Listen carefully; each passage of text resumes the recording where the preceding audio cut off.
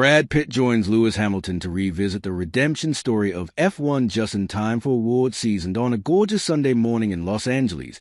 The David Geffen Theater at the Academy Museum of Motion Pictures is packed. The audience isn't here to see any movie, however. They didn't get up early to even see a world premiere or an early screening of a brand new awards contender. No, this audience of AMPUS, Guild, and SAG nominating committee members is on hand to likely rewatch Joseph Kosinski's global summer hit, F1. Oh, and experiencing a Q&A afterward featuring the director, producer Jerry Bruckheimer, stars Damon Idris and Sarah Niles, as well as Formula One racing legend Lewis Hamilton, who also happens to be a credited producer on the Apple Studios endeavor. Oh, and of course, the film's leading man, Brad Pitt. Read more. Sequel to F1 reportedly in the works. Pitt was actually a few minutes late to the panel, having just landed somewhere across town, but was excited to talk about the semi-unexpected $628 million worldwide hit. As he immediately remarked, "We did have the time of our lives."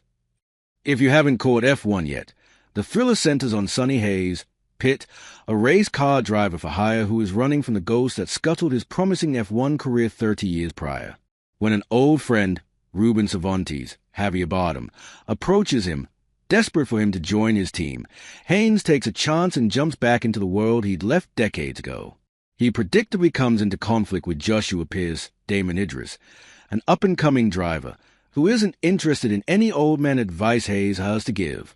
As the racing season progresses, there are highs and lows, and the question isn't whether Hayes will get his groove back, but whether he'll stick around when it matters. Hamilton not only contributed storylines and a wealth of insight into the sport, but also gave the Oscar winner some much-needed driving advice and encouragement. Because, yes, if it's a Bruckheimer and Kosinski movie, the actors know going in there are going to do a lot of their own driving. In fact, Lewis was brave enough to first get in the car with me, my first time I got on any kind of track, Pitt reveals. But it was an amazing experience that we had the real pit crews, we had the real deal, we had the real cars, the real machines. And we drove for 2 years, really. So, I wish we could do it all over again. We are so much better than when we started. F1 was something of a surprise success, and it's not just because of Kosinski's incredible staging, cinematic eye, and the overall contributions of a stellar production team. There is something universal about Sonny's journey that speaks to audiences around the world, and Pitt is pretty sure he knows why. I think the Sonny Hayes character is a redemption story. We've all stumbled in our lives. We've all had times where we've had to pick ourselves up, and it seemed impossible, and the odds seemed impossible to get back in the fight, Pitt says. And that's when we grow, that's when we see the most growth. That's when we probably see the most rewards as individuals. So, that would be my guess. That's what appealed to me about it as far as Sonny Hayes goes. But then Pitt pivots to his director, noting, "But we got to go back to the world in this incredible movie." I mean, I can't say enough. I take so for granted what Joe did with these cars, and building these sequences that we got to put our story into is just something, it's staggering. I look back now, and the 2 years, 3 years we spent doing that, it's just something I've just never seen before.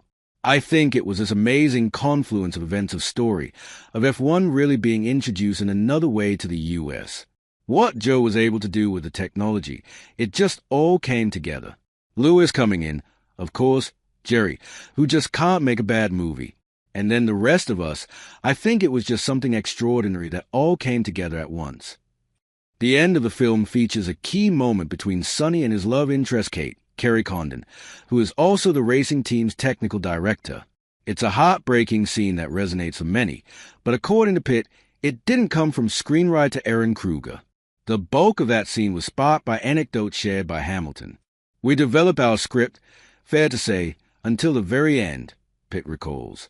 Whatever hadn't been shot was still being worked on.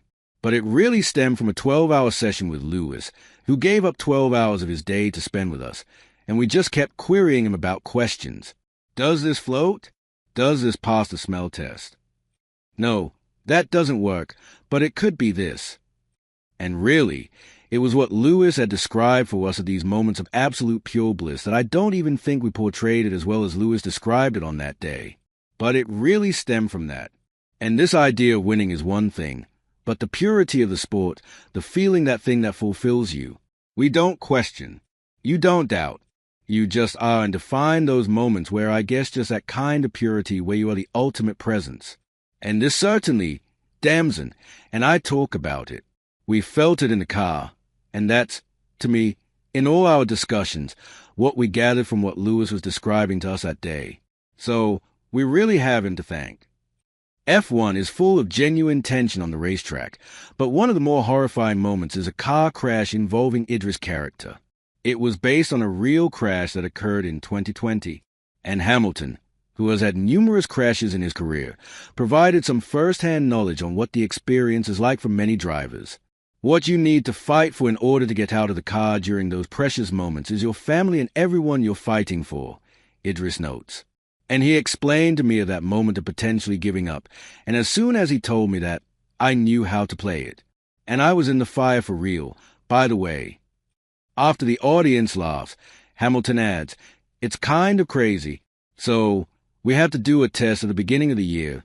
When we get to the first race, we have to do a jump out of the car test, and you have to get out of the cockpit.